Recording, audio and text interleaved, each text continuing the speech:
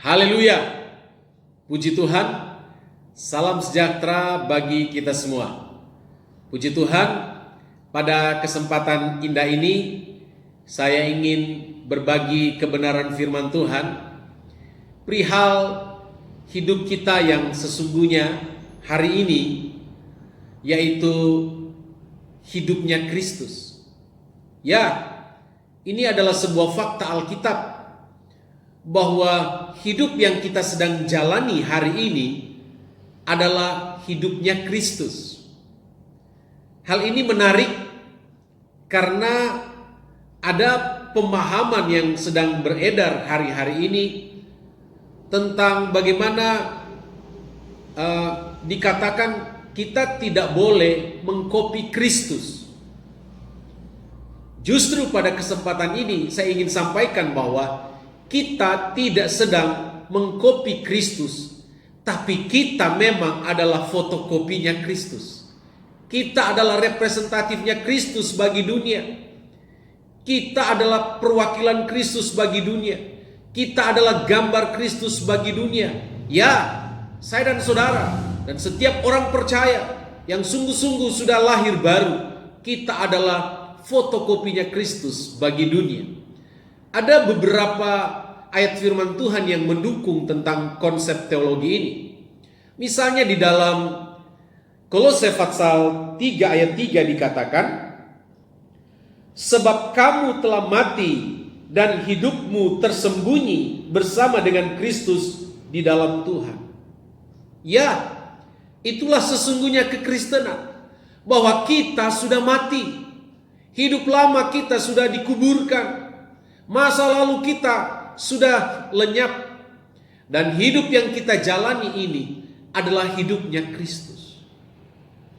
Kebenaran ini dikonfirmasi lagi di dalam Galatia pasal 2 ayat 20. Di situ dikatakan begini. Namun aku hidup, tetapi bukan lagi aku sendiri yang hidup, melainkan Kristus yang hidup di dalam aku. Dan hidupku yang kuhidupi sekarang di dalam daging adalah hidup oleh iman dalam Anak Allah yang telah mengasihi aku dan menyerahkan dirinya untuk aku. Rasul Paulus sadar bahwa hidupnya yang lama sudah mati. Dan hidup yang dia sedang jalani hari ini, dapat dikatakan seperti itu, adalah hidupnya Kristus. Dan ayat ini begitu luar biasa sehingga sudah dijadikan lagu. Adapun hidupku ini bukannya aku lagi, melainkan Kristus yang hidup di dalam aku. Ya, ini adalah kebenaran bahwa hidup yang kita jalani ini adalah hidupnya Kristus. Ditambah lagi kalau kita datang kepada 1 Korintus pasal 15 ayat 45, di situ dikatakan 1 Korintus pasal 15 ayat 45,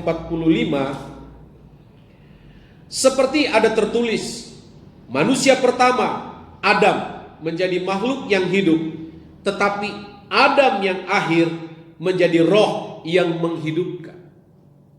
Ya, Adam yang pertama adalah Adam yang sudah jatuh di dalam dosa. Adam yang pertama adalah Adam yang sudah rusak. Dan setiap keturunan Adam ini adalah keturunan Adam yang sudah berdosa dan yang sudah rusak. Sampai pada Adam terakhir. Nah, siapakah Adam terakhir itu? Tentu itu tidak lain, tidak bukan adalah Yesus. Dan kita orang percaya, secara rohani, kita bukan keturunan Adam yang pertama yang sudah berdosa dan sudah rusak.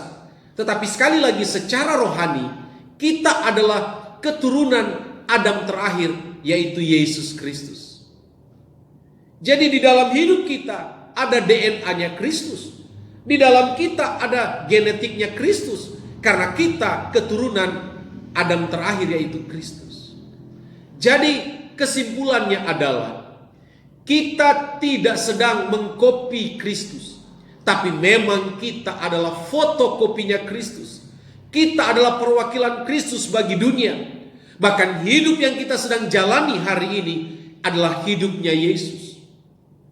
Terlepas dari hidup kita mungkin masih suka berbuat kesalahan, sering sakit, kecelakaan, dan hal-hal lainnya.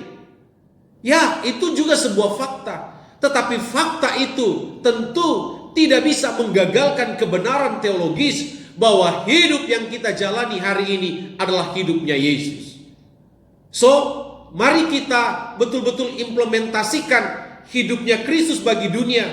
Hidup yang menjadi berkat, supaya ketika orang lain melihat kita, mereka melihat Kristus yang hebat, dahsyat, dan luar biasa itu. Haleluya, haleluya. Tuhan Yesus memberkati.